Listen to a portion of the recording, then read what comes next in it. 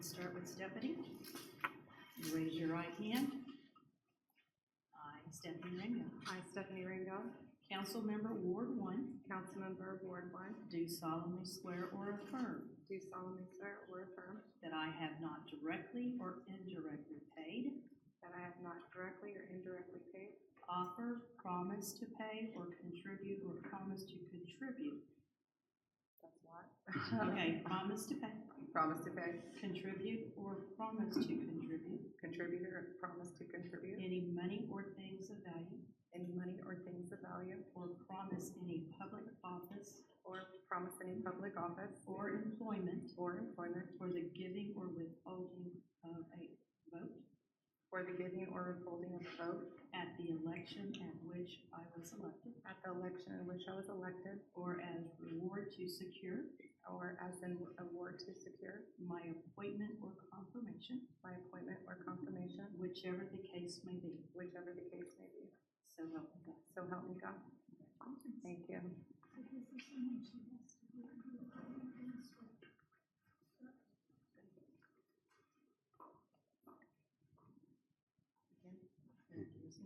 In the name and by the authority of the state of Texas, this is the oath of office.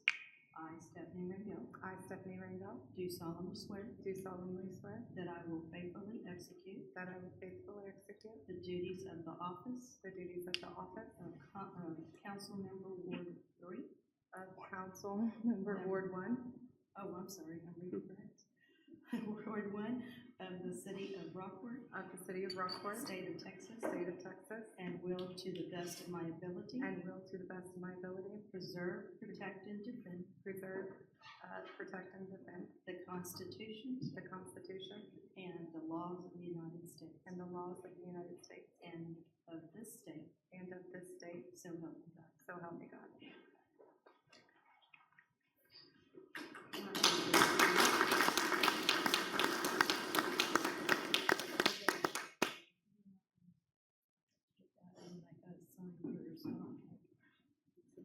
one's Brad's. I'll give it to you. There were two Brads for you. I'm that cool. There's two.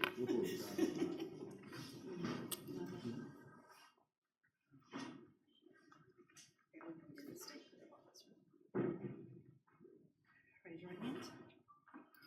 I, Brad Brundrett, I, Brad Brundrett, Councilmember Ward 3, Councilmember Ward 3, do solemnly swear or affirm do solemnly swear or affirm or affirm that I have not directly or indirectly paid, that I have not directly or indirectly paid, offered, promised to pay, offered, promised to pay, contributed, or promised to contribute contributed, or promised to contribute any money or things of value, any money or things of value, or promised any public office or promised any public office or employment or employment for the giving or withholding of a vote for the giving or withholding of a vote at the election at which I was elected, at the election at which I was elected, or as a reward to secure my appointment or as a reward to secure my employment or confirmation, or confirmation, whichever the case may be. whichever the case may be. So help me God. So help me God. So this is the oath of office. I, Brad Brundrett, I, Brad Brundrett, do solemnly swear do solemnly swear that I will faithfully execute that I will faithfully execute the duties of the office the duties of the office of Councilmember Ward 3 of Councilmember Ward 3 of the City of Rockport, of the City of Rockport, State of Texas, State of Texas, and will to the best of my ability and will to the best of my ability preserve, protect, preserve and protect and defend the Constitution and defend the Constitution and laws of the United States and laws of the United States and of this state. and of this state. So help me God. So help me God. Congratulations. Thank you, Judge.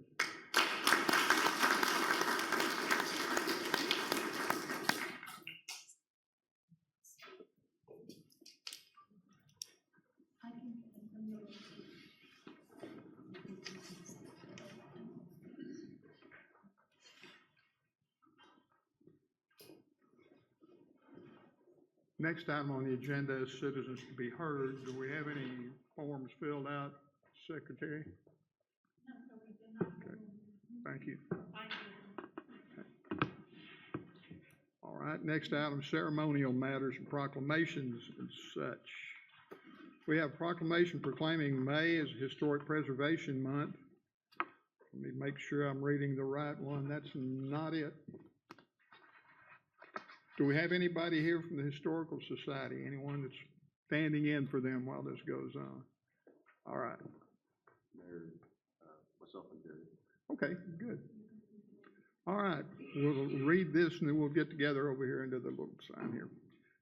Whereas historic preservation in 2025 is a reminder that preservation is more than just buildings. It's about our connection to the places that are special to us all. And whereas historic preservation is an effective tool for revitalizing neighborhoods, fostering local pride, and maintaining community character while enhancing livability. And whereas it's important to celebrate the role of history in our lives and contributions made by dedicated individuals in helping to preserve the many aspects of the heritage that has shaped us as a people. And whereas historical organizations in Rockport and Aransas County have endeavored to preserve and protect historical artifacts and material about Rockport and Aransas County. And whereas awards for historic preservation 2025 are co-sponsored by the Aransas County Historical Commission, the Friends of the History Center, and the Aransas County Historical Society. Now therefore be it resolved that I, Mayor Tim Jaro, and City of Rockport, State of Texas, do proclaim May 25th as Historic Preservation Month and call upon the people of Aransas County to join their fellow citizens across the United States in recognizing and participating in this special observance. In witness whereof I have hereunto set my hand and official seal of the City of Rockport this May 13th, 2025. And if y'all come right over there, we will get these presented.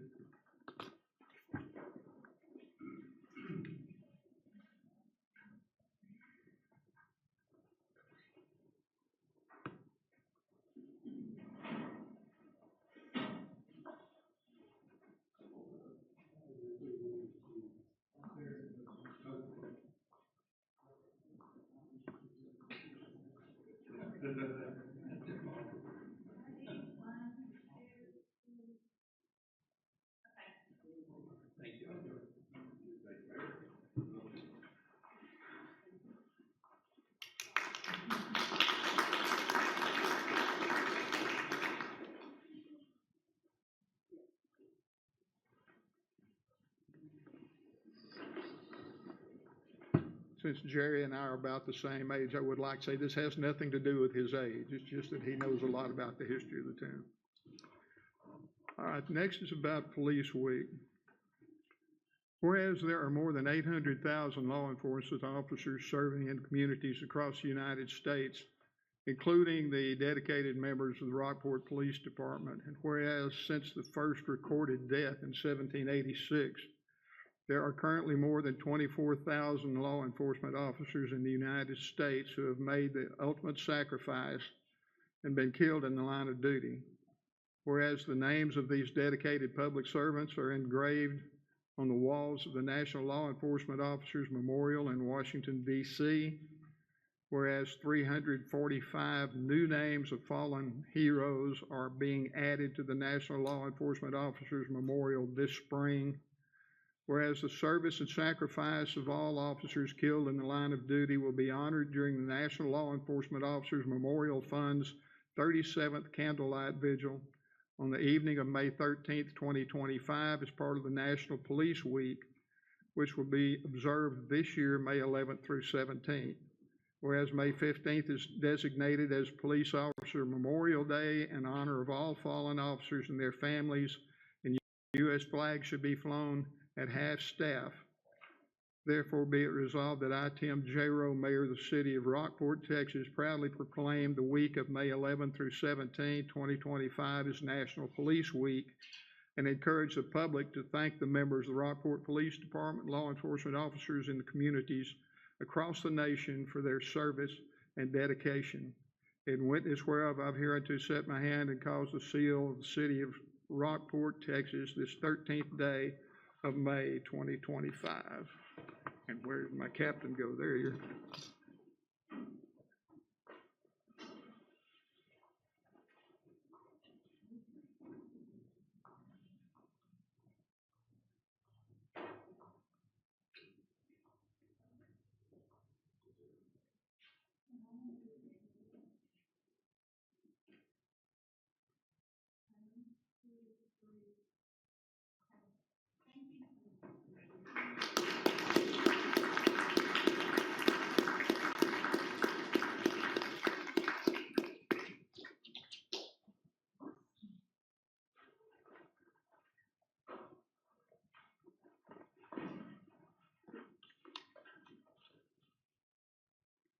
All right. Next item is a consent agenda. The following items may be acted upon in a single motion. No separate discussion or action on any of these items will be held unless pulled at the request of a member of the City Council who wish to remove any of these. Do I have a motion? I make a motion to accept the consent agenda as it reads. I have a motion to approve. Do I have a second? I'll second. I have a motion and a second. Is there any further question? If not, we'll call for a vote. Ward 1. Aye. Ward 2. Aye. Aye. There you go. Ward 3. Aye. Ward 4. Aye. Mayor, aye. That's out of line there. Unanimous. He's still right there. Sorry, Matt. All right. Next item, ordinances, resolutions, and public hearings.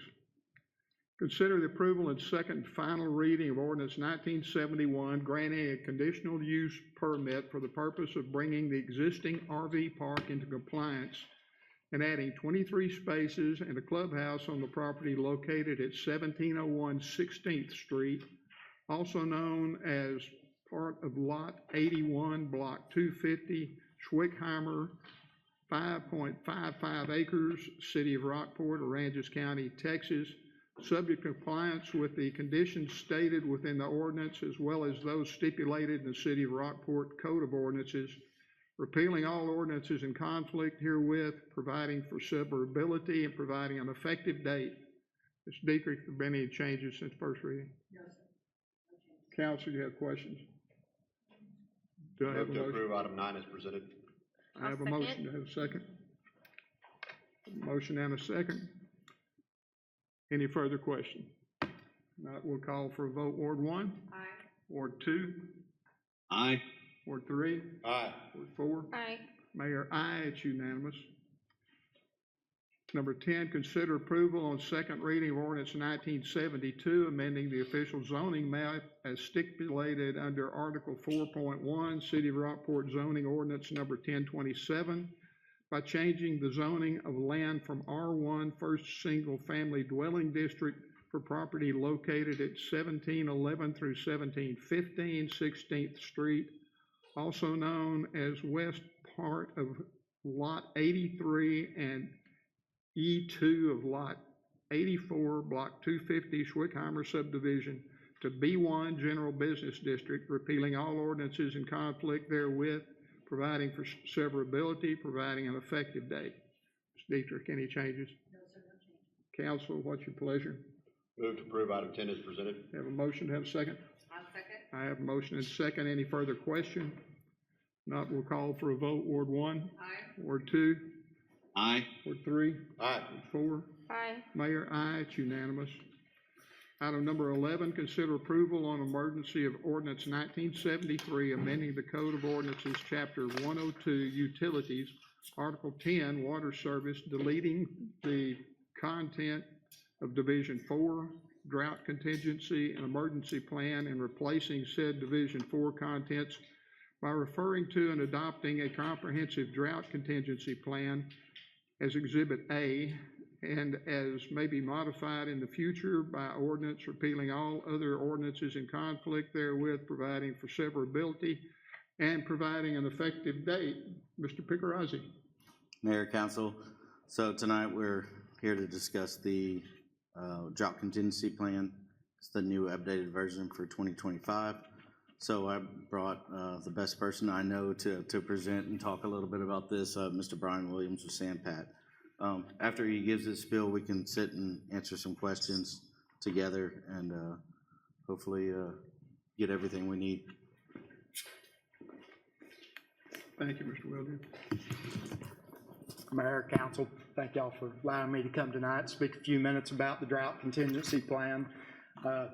I think probably most folks know that San Patricio Municipal Water District provides the water, potable drinking water to the city of Rockport. We, San Patricio, we get our water, raw water and treated water from the City of Corpus Christi. So with regards to the drought contingency plan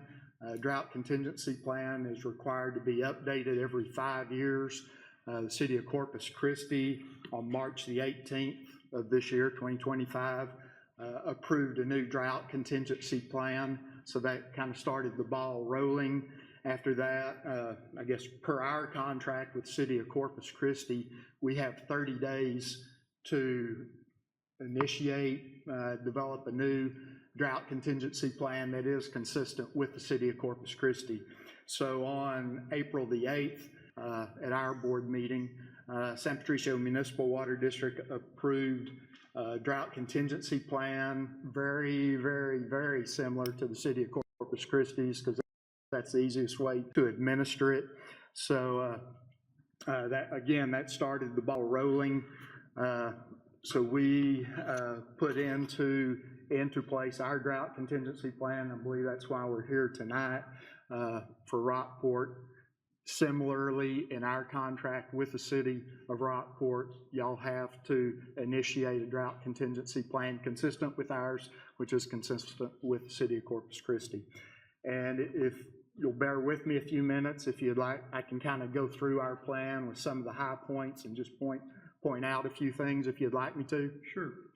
Okay. And I think from talking with Ryan, y'all's is going to be pretty similar.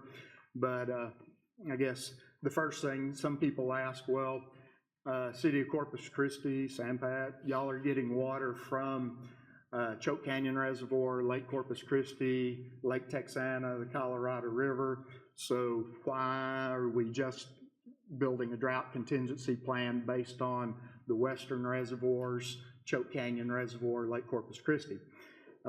First page, the 2001 agreed order that's between City of Corpus Christi and TCEQ mandates that the combined reservoir storage level be used to implement drought stages. For these reasons, the region uses the combined capacity of Choke Canyon Reservoir and Lake Corpus Christi is the triggering criteria for the drought stages outlined in the drought contingency plan. Some other information, page 2, and I'll go through these pretty quick, but the drought contingency plan, it focuses on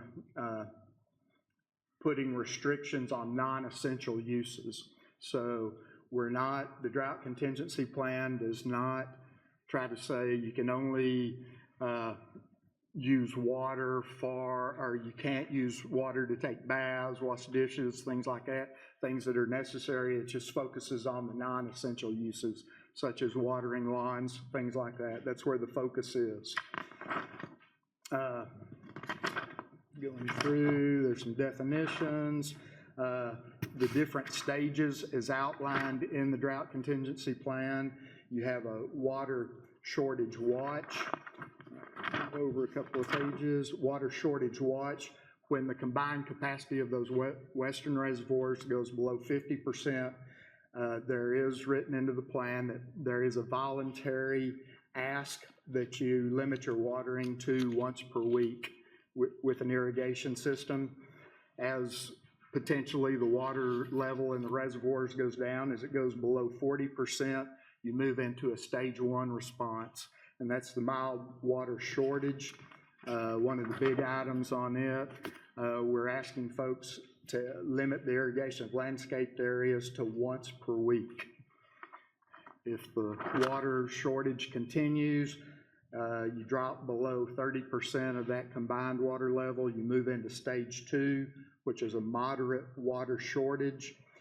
At that point, it's not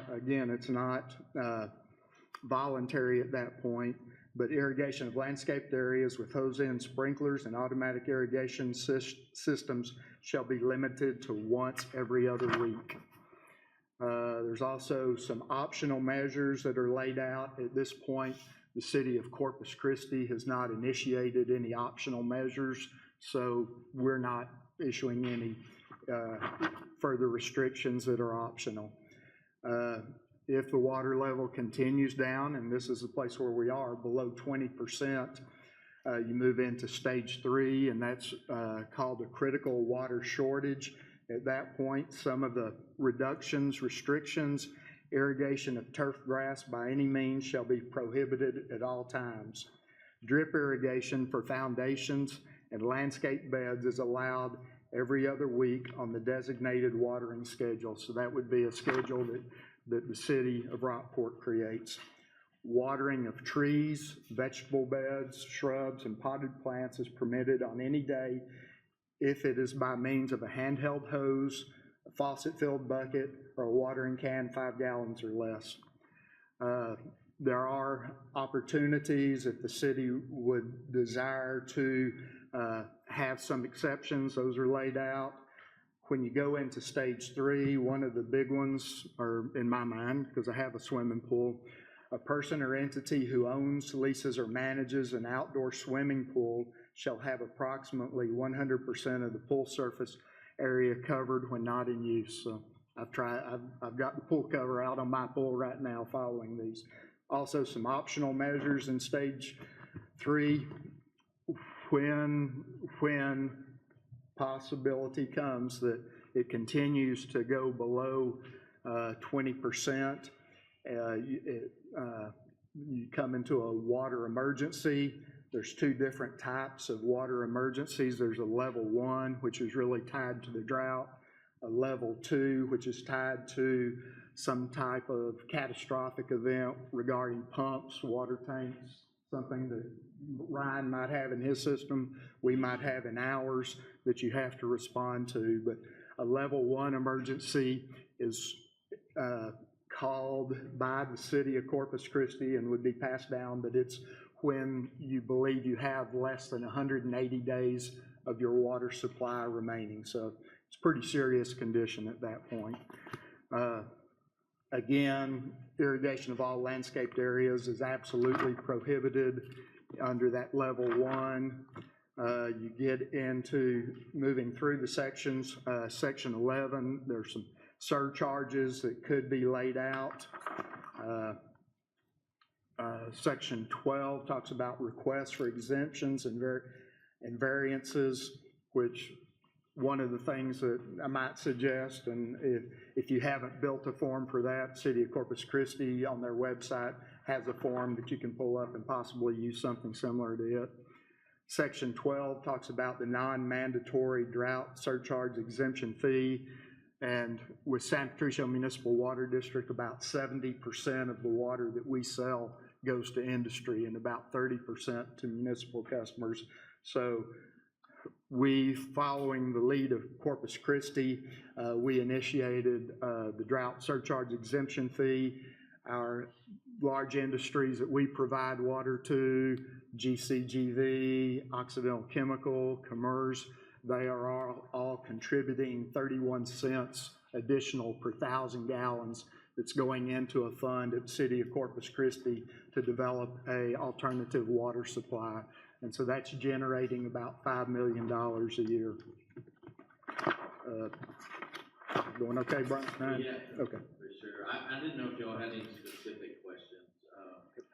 If you do, we want to get that, because we can go into detail on a lot of things, or we can try to get those questions if you have them. Council, got a question? I guess I'll start. Well, first of all, this is not me scolding you, but I did ask for this plan ahead of time, just so we could read it without it having not city council, and I didn't receive the plan. So that just kind of a little concerning. There's a lot in there to just adopt an ordinance and not, we will have some time in there.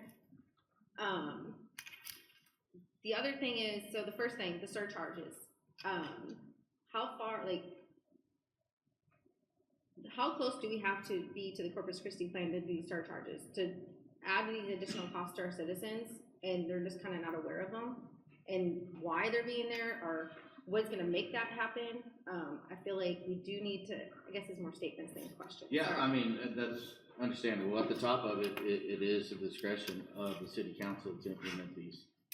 So of like, we did adopt what Corpus Christi was doing. We didn't come up with these numbers on our own. They were reduced by the City of Corpus Christi. This is a way linear plan than it was. Robbie and I were going through it today, and Brian and I were actually talking about it, is they couldn't reach the reduction levels. So it has made it an easier plan. But you're looking at $1 per 1,000 gallons. If you don't adopt that or want to implement it, these are optional measures. I mean, so coming just from me listening to this, having the plan come to me, just me as a citizen, like Okay. that. Me coming this plan to me on a Thursday, right? Or Friday, that's when you get the city council packet. Okay. For me to read it real quick and not understand, like, why am I gonna get charged, especially because we're in a drought right now, and it doesn't look like we're gonna get better anytime soon. So for me to look at it that way, and I'm like, okay, I have some surcharges on there. What are these surcharges? Why am I getting charged these surcharges? Why am I getting information? How do I avoid getting these surcharges if I'm gonna get these surcharges? So to me, like, how I look at it is, for us, like, to adopt the ordinance tonight might be irresponsible just because we don't have that information out to citizens, like, at a very, enough time for them to even learn about what is happening. Because it's actually, we just raised their water rates. So for us to raise their water rates, and now you're gonna get additional charges if you don't meet your, your recommendations on what your ordinance we're adopting, and you have no clue what's happening there. I Yeah. totally understand what you're saying, Andrew, but all we're doing here is following contract with San Patricio Water District. That's all we're doing So here. we have to abide exactly We are what under they're saying. contract with them, so we had the 30 days. Defer what? If you don't want to put a surcharge, Surcharges they're optional measures that y'all were gonna vote on as a You council. have to vote Okay. on it So- independently of this document. On the behalf of the city, making that, if the citizens want to be heard, that's gonna be y'all's job. I mean, we're gonna be, You're not adopting a surcharge tonight. So we're adopting the ordinance itself, but we can take the surcharges out and do that as a separate thing. The We're doing the surcharges plan. to be implemented would have to be an additional action. Correct. It says they may be implemented by the city manager with consent of council or something like approval. that. yes, You're not consenting to that tonight. with city council approval as conditions Is one. it documented what triggers that? At what point do we initiate the I think we would be having internal discussions about what we need to. I mean, Corpus is gonna initiate it, and we're gonna follow suit right after San Pat does. There you go. And that's gonna be the trigger point, and that's, for every one of these stages, we're not implementing them. Like, we're just trying to be, No, I'm talking No, about hold on. the optional surcharges, what triggers There is a that? financial component to that Robbie and I will have to analyze before we bring a suggestion to you to say, we're at a point in our budgetary necessity or needs that we need to implement these surcharges. yeah, and you gotta, there's two other, I mean, there's another aspect. It is, I mean, it says budgetary, but it's a deterrent for the using water, mostly, Well, to But conserve it's water. also a concern for our community because we have a lot of master meters, don't we, where we have areas of shared consumption, so how are you going to define those meters based on consumption? we only have one of those. Like, are the RV parks going to be, how are you going to separate some of these meter runs where you have RV parks that distribute their bills out to their residents? Or you have a lot of shared homes based on the economy right now, where you get 8 people in a home, you're going to overconsume greater than 7,000 gallons. That's true. So we need to take those into consideration as well. So on the master meter, we only wholesale water to one entity, CSW. and that is delineated in there how wholesale water is handled. Yes, if you've got 10 people living in a home and you consume more water, you're correct. If we implement a surcharge, it will affect you more than it will affect your neighbor that only has 3 people living in it. You do not have to implement the surcharge. Now, Does it say in the plan though that we have to approve a surcharge? yes, Okay, I just want It to make sure says- it's clear and cut in there. The following I guess measures I are missed that optional part. water use. You don't want me to read please it? read that, yeah. Yeah. The following measures are optional water use restrictions that may be implemented by the city manager or designee with council approval as conditions warned. Just want to make sure that. You're It's- gonna it's- see yeah. that, and we're gonna have numerous discussions about a surcharge before it is implemented. Mhm. We're not just gonna come in and say, all right, we need to make more money. It's gonna be a pretty dire situation. Because ultimately then we're trying to restrict the water that people use, and I don't know that we're ready to go that far. I mean, if Sam Pat calls and says, we're dire, you gotta ration out some water, then we might need to talk about it, but we're not there. We're not there, and you're gonna get that way before that becomes an issue. It's part of the plan that is an option for us. If we see excessive overconsumption, if the measures we are taking are not a deterrent enough for people to quit washing their cars in their lawn or whatever, maybe that's an option for you, or, you know, whatever it is. Maybe you wanna only take one part of that surcharge and say, we're only gonna implement it if you use over 15,000 gallons. That's the only one we're gonna implement. It's your pleasure as to how those come to the public. You're not adopting a surcharge tonight. I'm not sure when and who you asked for the plan before, but I apologize. That's a workshop, or a budget workshop. Yeah. You talk about it, and you said you'll send it to us ahead of time. I You're apologize. wrapping it up, it's just when it's It's- such detail. I apologize. Yeah. It's okay. But it is an extensive plan and nobody intentionally didn't get it. No, to I don't where think they you were guys at. did, I was just. thinking But the maybe- Yeah, no, surcharge, we- the surcharge does not go with this ordinance. It So- is a separate council action. So can we request if we're just adopting the plan, so we have to, like you said, required to do Yeah, by contract, a yeah. contract with the Corpus Christi, can we just require just a recommendation, like, to hold some public meetings before we do implement a surcharge, if we have to get to that point, so we can get information out there, so people are very well aware of what's going on there? Like I Okay. said, it's an optional measure. So if we wanna do that, how we roll that out will need to be thought through. We don't typically, well, sometimes we mess it up and we just walk up here and say, here's what we need to do. But we're pretty good at putting public information out, and we would continue to do those things along that path. You are not Yeah, adopting a and surcharge. the one you have in place right now for the last 5 years It had all this has in, so and it was, much. and it was way higher than all this, so this is a conservative plan.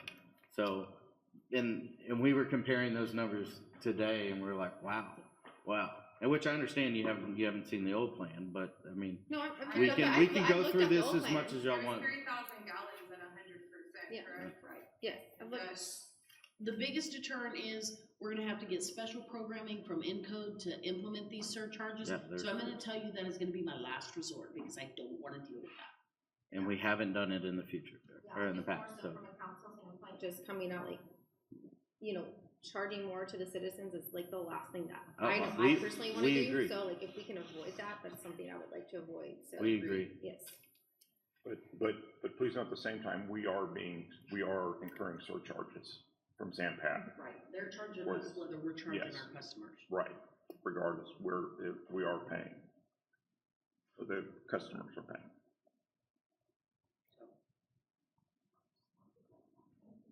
Perfect, no, those are all great questions. Yeah. I have a few questions if Andrea's finished. Can you hear me? Yes, sir. Andrea, I didn't, we'll make sure you were finished before I asked a few. Guys, is it okay if I go next? Yes, sir. All right, Ryan, thank you for providing this. I agree with Andrea. I've been reading through this the last few days, and it's a lot of, thank you for getting me educated. If we, down the road, if we do decide to implement the surcharges, if I'm reading it, I'm on page 15, 16, 14 of the document.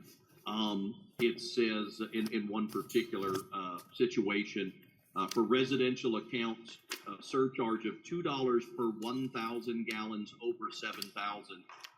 And I know we haven't implemented surcharges. I don't want to either. I agree with Andrea. But if a residential family, let's just say they had a 7,000 gallon usage one month, and the next month they went to 8,000 gallons, their water bill would only go up by $2. Is that, am I reading that right, Ryan, in that particular instance? $2 every 1,000 gallons. Oh, okay, all right. So as a hypothetical, if a Rockport family used, you know, 1,000 gallons more 2,000. one month and some other month, and it was over the 7,000, they would incur a $2 surcharge? Yes, sir. Okay, so if their bill was $50, it would be $52 that month. Yes. Okay, and I know, guys, I know that might seem a little simplistic. I just wanted to make sure, this is my first go round on this. I wanted to make sure, and you know, where that $2 may not sound like much, but to a family that was some of the, you know, that was described here earlier, you know, every dollar counts for them right now. Thank you, that helps. And then to Robbie's point,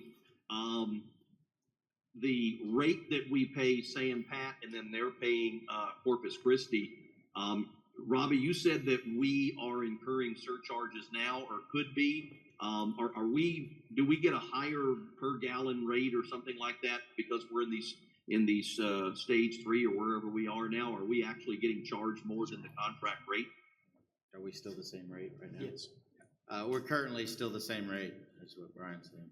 We Okay. went up. We got a letter. Well, the $3.80 per thousand, but that's not a surcharge, that's just covering our costs. But then there was a drought, there was a stage 3 component as well in the letter from Rebecca Claverman.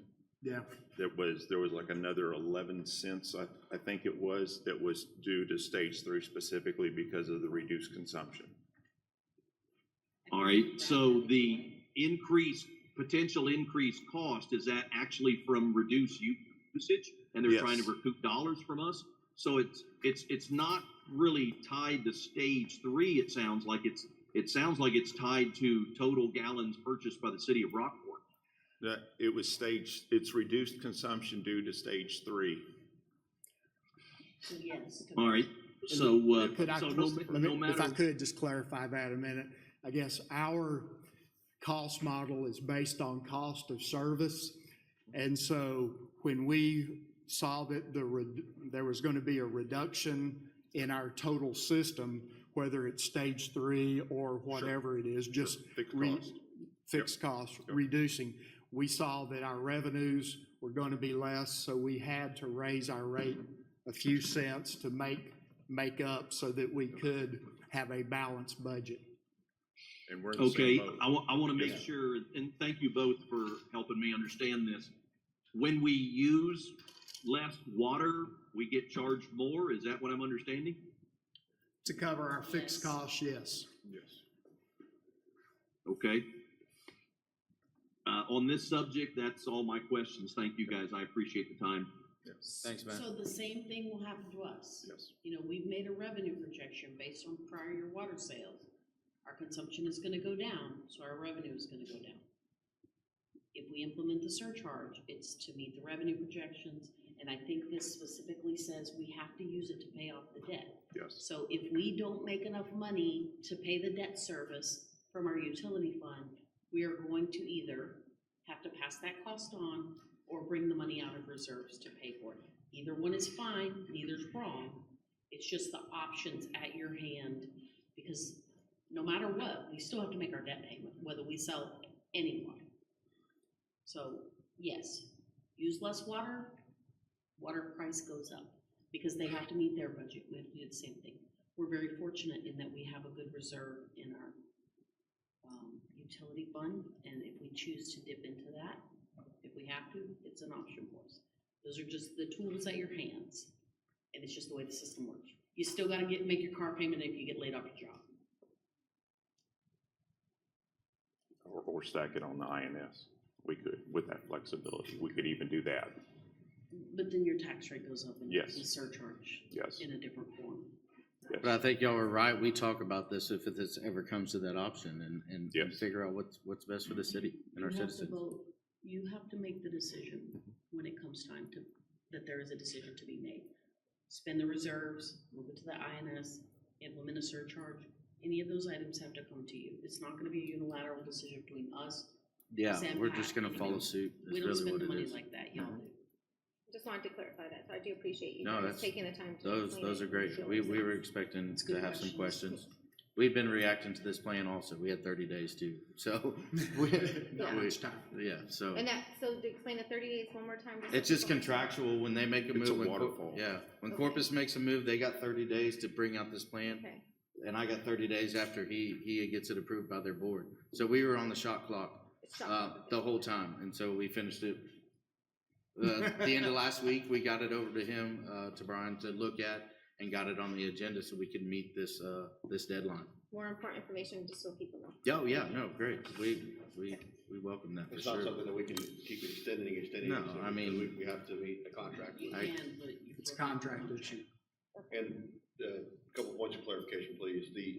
We have one of these, we have an existing plan Correct. through St. Pat and City of Corpus. We update it every 5 years-ish. Every 5 years. And how much different is this plan than the 5 years ago plan? This one's more conservative, correct? Yeah. As far as, And Potential surcharge. what I can do is send you both plans now that we have it out. I can send you and Corpus Christi's markup is how we got it. And it strikes everything and you can see that and you can use it. That's how I've been using it to there's come a up with this potential plan. savings in this one versus the old one.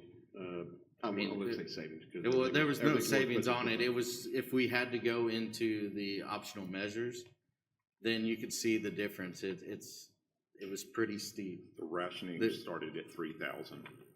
And So, and this one is, gives us more leeway, Yeah. or a little more usage. Well, I think it's more friendly on the residential side, because it's a hybrid. It's kind of a hybrid mix. Because Corpus is generating this, they want us to follow it, but they're like a lot of industry. Like you said, you're 70% industry, 30% residential. Well, we're the opposite. Yeah, we're all. We're 100% residential pretty much. So we took what pertained to us and pretty much plugged and play. One thing I would throw out just quickly, the first 4 months of this year versus the first 4 months of last year, we've actually seen a reduction in our municipal customers, 13.8%. So I think people are reacting positively to knowing that the condition that we're in right now with the drought. So we'll say that. So we're doing our part? Yes. Robbie just said we saw 14%. We saw 14, so- and 14. that's why it impacts us so heavily, is because we're so heavy residential. Yes. The same thing is you don't wanna impact the residential customer. Right. Real hard, cause that's. We want to sell the water, but we Yeah, also want to we're have the also water to using- sell. I Yeah, am buying that water too, as a customer. correct. So, I'm sorry, did y'all have more questions? I have one more. Yes, sir. This, obviously, we're talking about customers of the city water system. talking about potential surcharges and rates and usage. You know, I live on a road where Ryan has yet to bring water down to me. I'm very upset about that. And I'm on a couple of wells out there. Does these things, such as the pool covers and things of that nature, some of these rules and regulations, does that also apply to folks that are on water well and things of that nature, or just people that are hooked to the city of Rockport water? Yeah, no, it doesn't. It's only for the public water service. So if somebody on my street has a pool and they're out there watering, washing their dog and everything else, and they happen to be on a water well, that's not in violation. And if someone is on another street that is on the city of Rockport, that they would be in violation. You are correct. I'm getting my well drilled in 2 weeks, so. So Thank you for that. I appreciate it. No problem. speaking to just speaking to the larger issue, our group is doing a very good job about putting the stage 3 restrictions out. Like Robbie said, we have enjoyed a 14% decrease. I understand the revenue and the need for the revenue, but again, the bigger issue is more important. You know, we'll make it through and do what we have to do here. But I was wondering if we could speak a little bit to the overall situation, the outlook, prognosis. What do we think the plan is, and where are we headed? Because it's only going to get worse, right? Unless you tell me. Hopefully we're going to get some rain, and I guess first, please pray for rain. That's what we need. That's probably the only thing that's going to get us out of this drought. But right now, the combined lake level, Choke Canyon, Lake Corpus Christi, 16.2%. If you look at the drought we're in, if it continues, we're not seeing the replenishment of water in our lakes. We are a system that's built on surface water, so we're not drought proof, but some of our information, I will say, if you go to the City of Corpus Christi, their website, and go to the Water Wastewater Department, there is a water supply dashboard that you can get some really good information from that I think would be beneficial, and they have some of these projection dates. But as we're going right now, if there is no additional big rain in our system, we'll be at 15%, July of 25. But what does that mean for us? 15%, I mean, if the lake's at 15% and all of Corpus and all of everywhere in between here and there, is that a day? Is that 10 days? Are we sucking mud? Okay, all right, let me jump on, I guess, ahead. No, you're fine. And I'll try to, I guess, 10% November of 25, when we're 180 days out from no water in our western reservoirs. We're looking at December of 2026. So we're 553 days out from being down to having 180 days left. And so if it continues, the western water reservoirs, and this is on their website, could go down to 733 days, a couple of years out. So that's April of 27. So that is some of the most difficult information to deal with, but there is some reality there. We have not seen a drought like this before.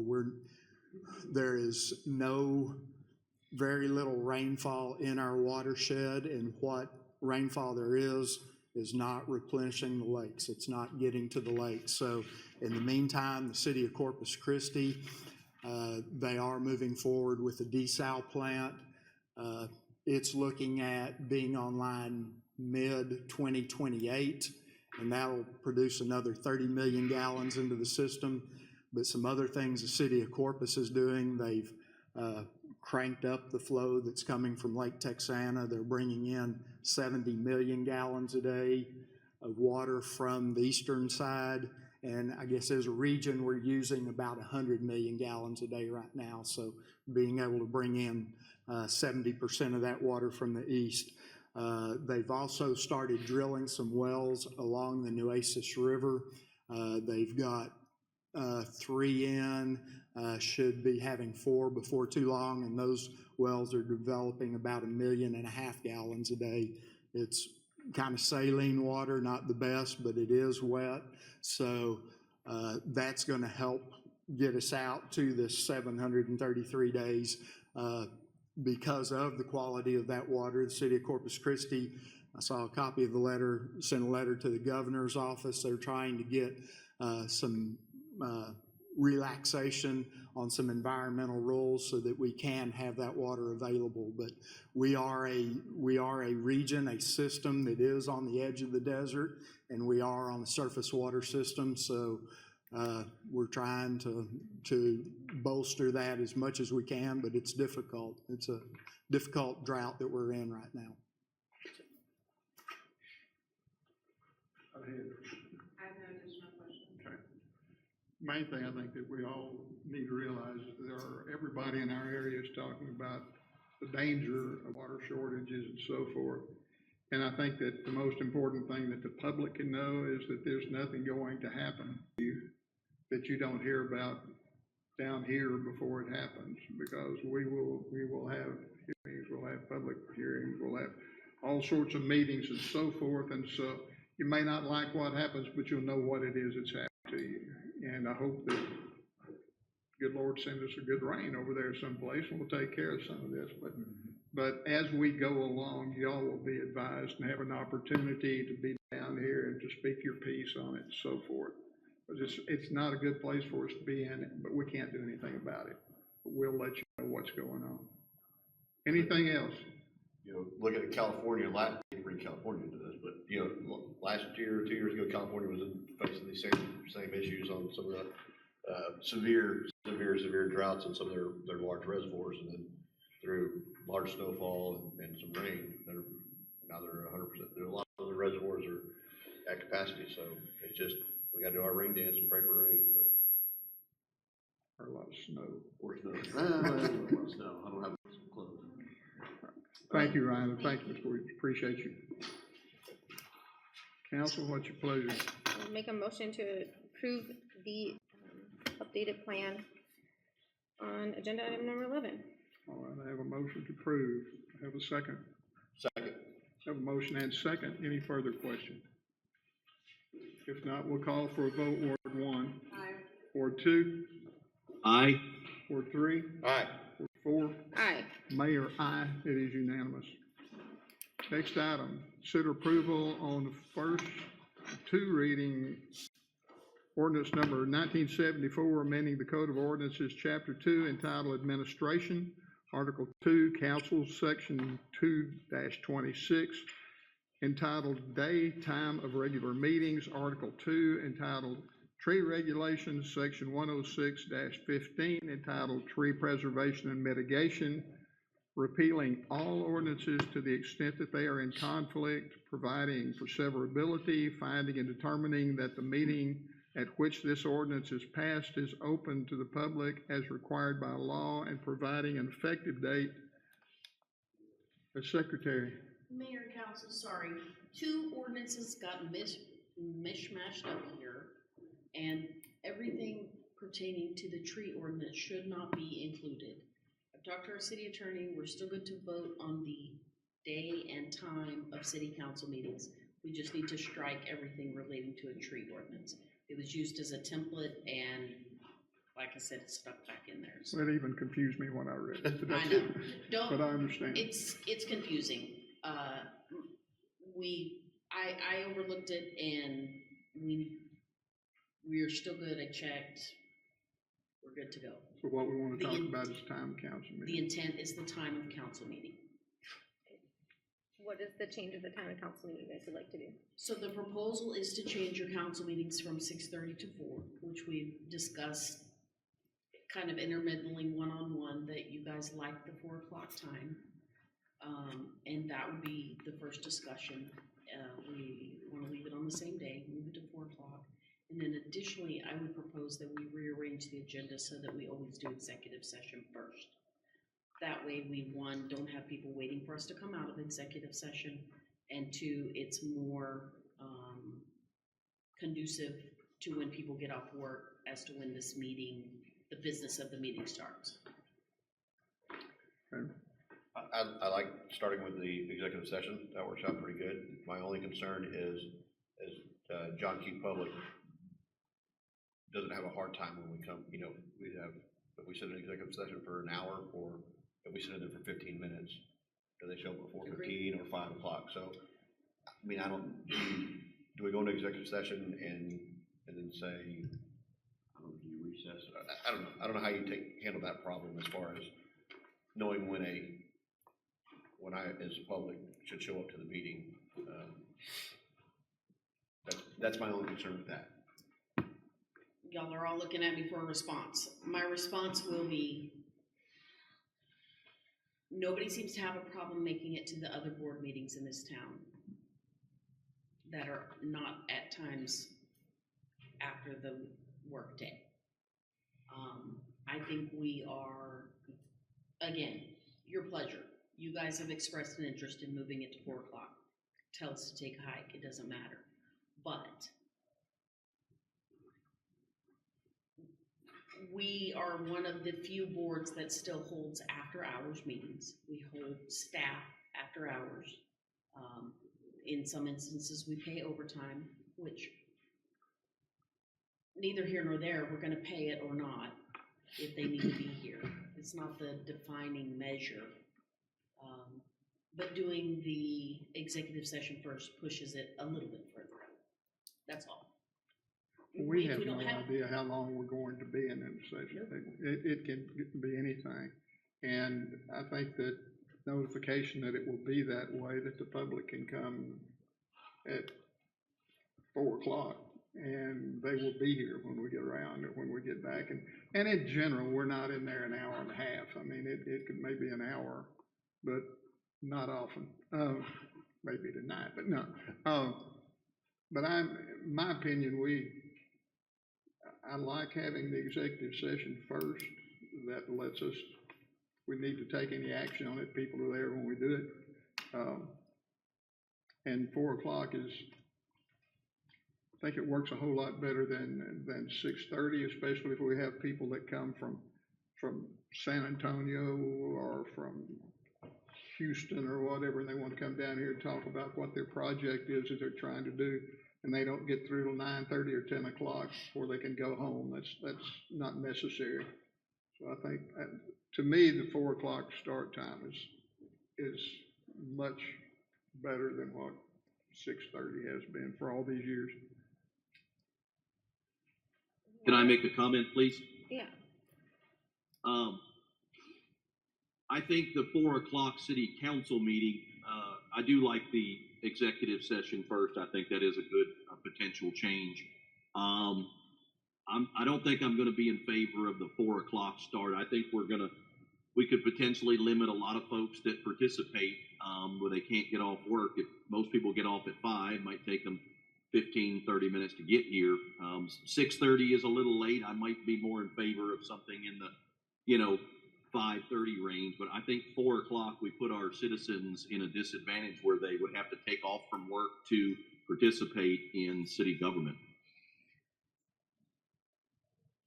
Just my 2 cents. So I kind of have to agree with that, just because say if we have ordinances or people rezoning. I mean, a lot of these people are rezoning or have businesses, and it might be hard for them to get off and try to come to a public meeting or come here. I'm not sure where the 4 o'clock time actually came from. I'd be more in favor of a 5 or 5:30. I think we need to give people time to get off of work.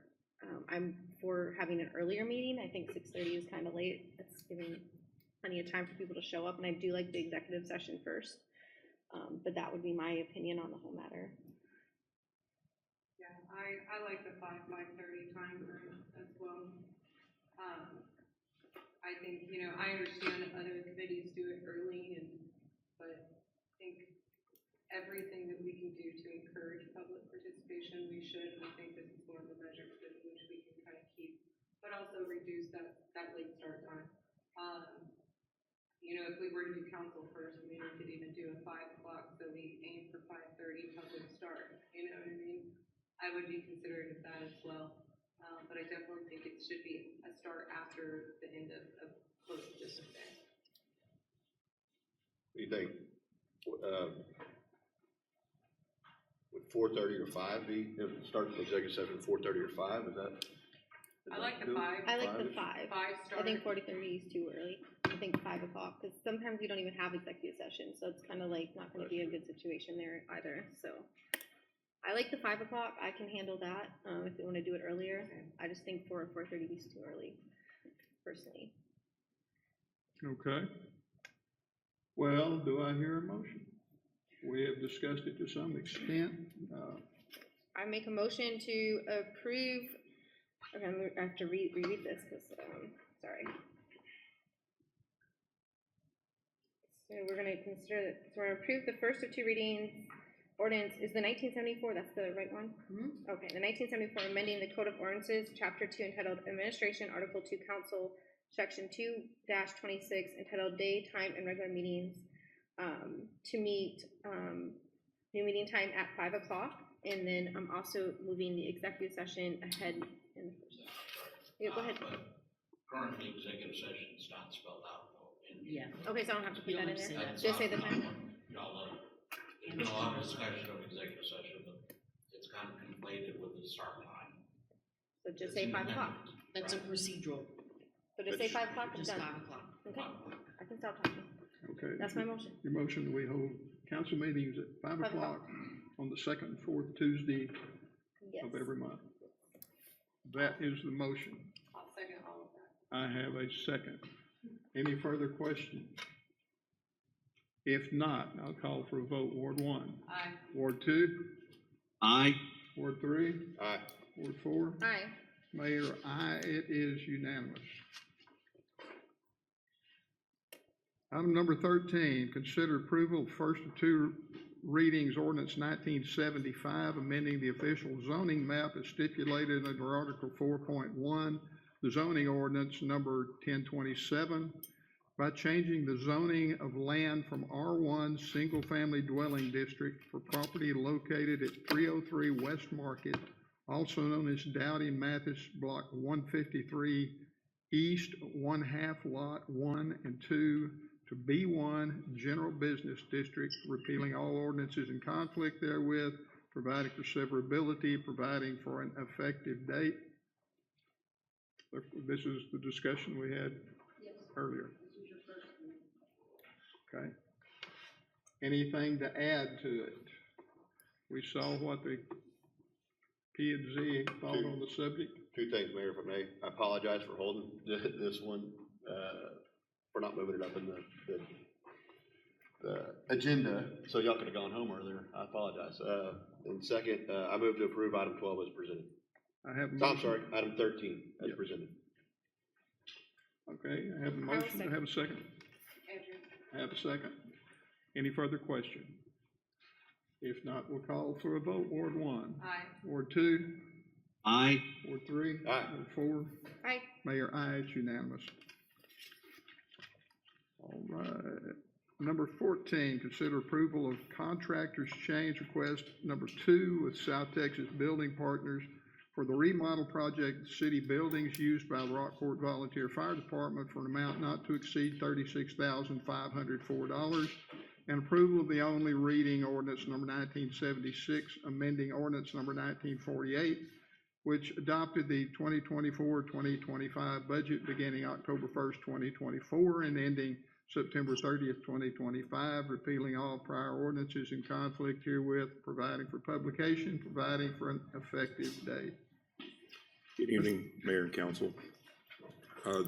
In this agenda item, we're asking 2 things. We're asking approval of change order number 2, and if so, approval of a budget amendment to support the change order. The change order number 2, and whenever this has to do with the Rockport Volunteer Fire Station. When they were cleaning out the insulation, there were some unforeseen structural repairs that were found that they needed to go up. It was specifically around the roof area. And I know that Ryan had fought tooth and nail for them not to, for it to be included in the contract.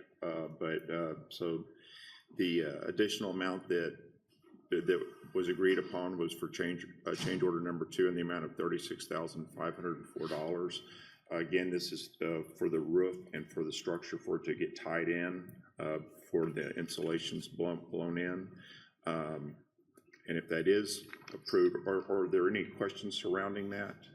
That maybe Brian can speak to? Is there any possibility this could be windstorm related?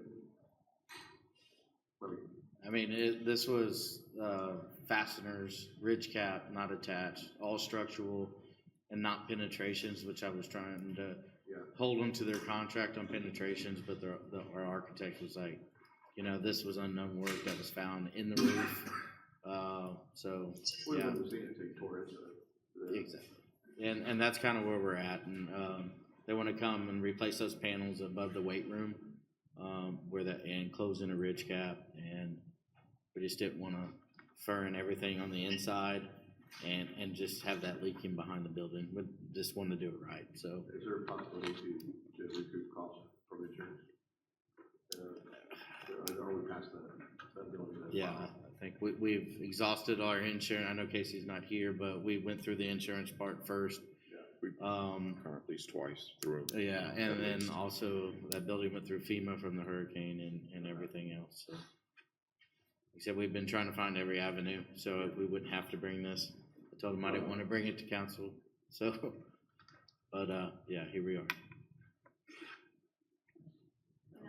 Other questions? And that's still within, you said it's coming out of the tax notes fund, that's still within the amount that we can afford, it's not any other.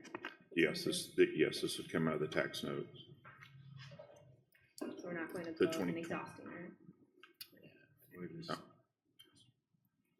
Move to approve item 14 as presented. Have a motion, have a No, second. second. Have a motion and a second. Any further questions? If not, I'll call for a vote. Ward 1. Aye. Ward 2. Aye. Ward 3. Aye. Ward 4. Aye. Mayor, aye. It is unanimous. Item number 15, consider the approval of a mutual use agreement with Rockport Center for the Arts for the placement of a public art structure to be known as Rockport Glory II, to be located at the highway right-of-way near the intersection of Business State Highway 35 and Broadway. Ms. Henry. Yes, Mayor and Council, thank you. The Rockport Center for the Arts, specifically Louise, has been working diligently for the last few years trying to get this replaced. Rockport Glory I was deteriorating over time, and then of course Harvey didn't do her any favors. So a few years ago we did have to remove her and give her back to the donor. So this is a new Rockport Glory II, and this time we will not retain ownership. The Center for the Arts will retain ownership and they will maintain it on an annual basis. However, we have to have that agreement with them, and that's what this is the agreement. This specifically is the agreement with the Center for the Arts. All right. Questions? Move to approve item 15 as presented. Have a motion, have a second. Have a second. Motion second. Any further questions? If not, we will call for a vote. Ward 1. Aye. Ward 2. Aye. Ward 3. Aye. Ward 4. Aye. Mayor, aye. It's unanimous. Number 16, consider approval of the amendment to multiple use agreement with the Texas Department of Transportation for the placement of a public art structure to be known as Rockport Glory II, to be located at the highway near the intersection of Business State Highway 35 and Broadway. It's the same thing, but this agreement is with TxDOT. Okay. So they don't actually care who owns it. They just want us to have, they will not contract directly with anyone who's not a public entity. So in order for them to for the Center for the Arts to place it there, we have to have the agreement. So. It's just to work through us to get it. Yes, sir. Move to approve item 16 as presented. Have a motion. Second. And a second. Further question? If not, we'll call for a vote. Ward 1. Aye. Ward 2. Aye. Ward 3. Aye. Ward 4. Aye. Mayor, aye. That is unanimous. And Mayor, I want to thank Luis and the Center for the Arts. They've done a wonderful job in helping us with this. Thank you. Thank you. Thank you, appreciate it. All right. Number 17, consider approval of contractual agreement for administrative management services with Langford Community Management Services for the Hazard Mitigation Grant Program, DR 4485-0133, City of Rockport Lift Station Portable Generators Project. Ms. Henry. Yes, this is basically the agreement with Langford Community Services. It's the grant administrator. Y'all, we've already awarded this to them, but now this specific grant requires us to bring back the agreement and be formally approved by council. This is specifically for the portable generators that is located the two portables, and then it's like 4 or 5 lift stations that we can take it from one to the other to the other. And so, but this is a pass-through, so for Langford, even though the costs are 100% approved by or paid for by FEMA or /TDM, we have to pay the bill and get reimbursement. So the contract's with us, and we will be 100% reimbursed. All right. Move to approve item 17 as presented. Have a motion. Second. And a second. Any further questions? Not, we'll call for a vote. Ward 1. Aye. Ward 2. Aye. Ward 3. Aye. Ward 4. Aye. Mayor, aye. That's unanimous. Number 18, consider approval of the contractual agreement for administrative management services with Langford Community Management Services for the Hazard Mitigation Grant Program, BR 4485-0134, City of Rockport Fire Station, and TX-188 Pump Station Generators Project. Ms. Henry. Same concept, but this is for 2 stationary generators at those locations. Same thing, it is a pass-through. Okay. Move to approve item 18 as presented. Have a I'll motion second. and a second. Any further questions? Not, we'll call for a vote. Ward 1. Aye. Ward 2. Aye. Ward 3. Aye. Ward 4. Aye. Mayor, aye. It's unanimous. City managers update. A couple of things, we have the impact fees that went to the Planning and Zoning Commission, which also serves as the impact fee committee, last week. On the 10th, you will see a resolution to set a public hearing for that. We will distribute the preliminary report, how about in the morning? To each of you guys, you can start giving a look between now and then, ask any questions. We also have received our preliminary salary survey that we discussed. Good information on that. We will also be discussing that at our next budget work session. If we have one-on-ones between now and then, we can certainly go over it and go over the options that are presented. City Hall is coming along nicely. Our furniture is being assembled. I would encourage you to grab Ms. Henry and go give it a look and see what we're doing over there. There are a few major issues that are outstanding, so I wouldn't say that we are moving in tomorrow or anything like that. There's a couple of issues that still have to be worked out. We're gonna make sure they're done correctly before we take possession of the code. Changing the volunteer fire department contribution from opt-in to opt-out. There's a couple of parameters around that we still have to investigate, but Robbie's been working on it, and that should be coming maybe next meeting on the 10th. Yeah? Okay, that works. I know we talked about it a couple meetings ago. And We have another meeting tonight, don't we? yes. It was like, sorry. So, those are kind of the big things that are hanging out. It's budget season, With a smile on your face. always, always. All right. Reports from council. Thank you. Ward 1. I don't have too much to report. Ward 2. I don't have much to add other than a thank you to Ryan and his team. They helped us get some street lights that were burnt out in Ward 2 and some other little situations handled. Just wanted to thank them and his team for helping out Ward 2. We appreciate it. All right. Brad? Mayor and I attended the Rockport Center of the Arts last business meeting, and the mayor presented Luis left, but presented him with the proclamation, and it was a really good meeting and a send-off to Luis at that last meeting. It was very well attended, as anyone can imagine. So I thank the mayor and staff for putting that proclamation together. It was really nice for Luis. And also, let's see, we'll be attending the Small Cities Conference in starting tomorrow, Thursday, and so looking forward to hearing some good information from people from around Texas to see what problems they're having. I'm sure it's the same ones we're having. But other than that, that's all I have. All right. Andrew? Yes, I attended the CBB board meeting on Monday yesterday. It went really well. We had a marketing update, as well as the board has a position that they're offering to someone that we think will work well. So hopefully that works out. And then there is a citizen tourism workshop on the 28th at 11 a.m. And that was on Zoom, right, Shelley? I missed that. Yes. Okay.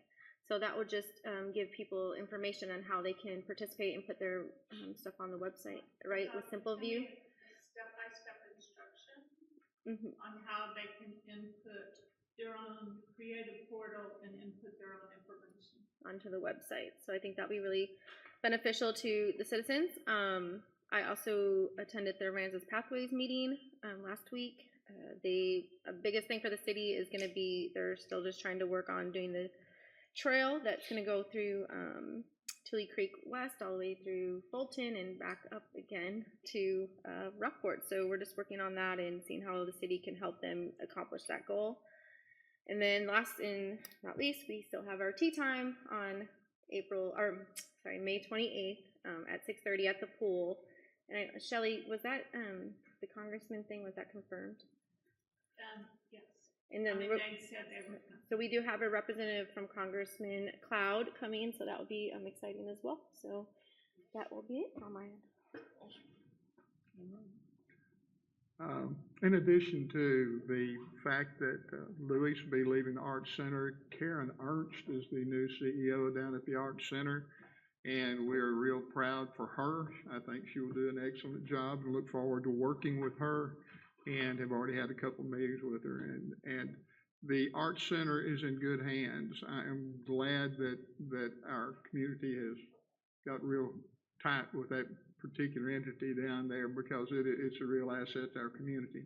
So we appreciate that. We are going to hold an executive session. It is 19:52, which means 7:52. We're going to hold executive session under Texas Code 551.071, consulting with an attorney, 551.072, real property, 551.074, personnel matters.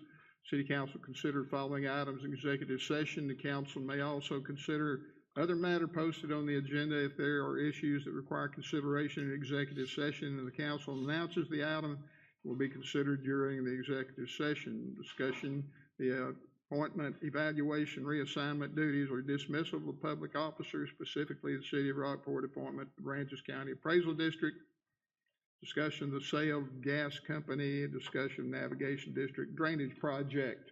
We are in executive session at 7:52.